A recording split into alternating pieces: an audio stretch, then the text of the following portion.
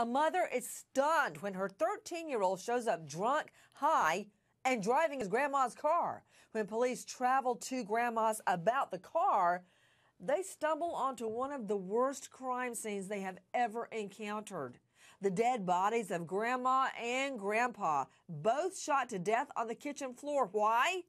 Their own 13-year-old grandson says they called his mom, quote, a whore. Straight out to Rita Cosby, investigative reporter. Rita, a 13-year-old double killer?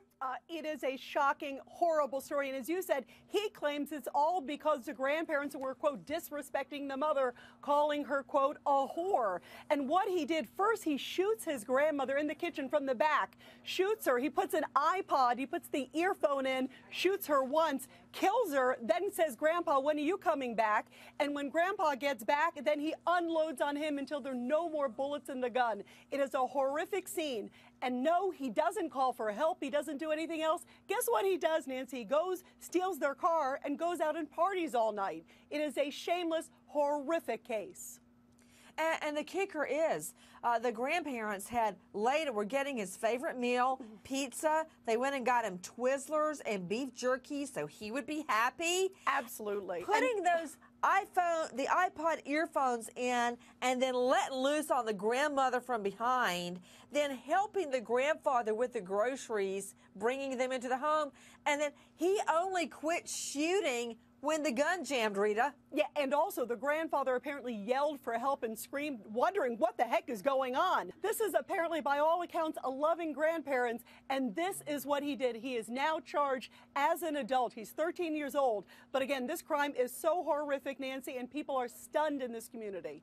Unleash the lawyers, Breonna DeCellier, Randy Kessler, Dwayne Cates Kessler. To me, that makes juvenile killers, juvenile predators, even more dangerous, and I prosecuted a lot of them. I've looked at them in court because they don't really understand what they did.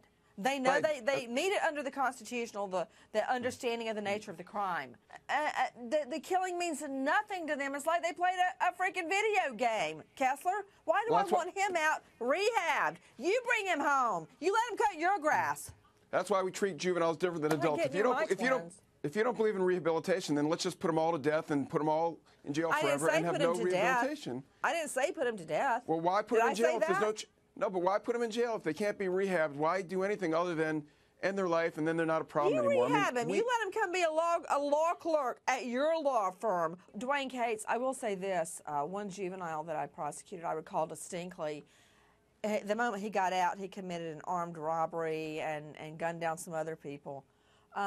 When I saw him in court the second go around, he was pacing back and forth like a caged animal.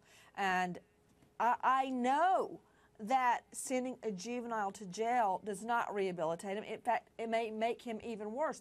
But what's my alternative? Letting him out so he can prey upon more innocent people?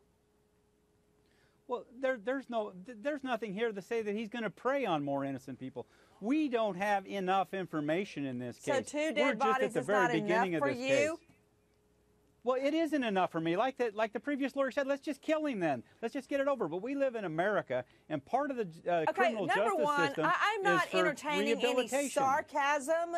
I'm talking about 2 elderly murder victims and a 13-year-old boy. So just drop the theater and the sarcasm. I'm asking you, what are the alternatives in America today? You can either cut him loose and let him walk or send him to jail, because our Congress and our legislatures don't give money to help boys like this.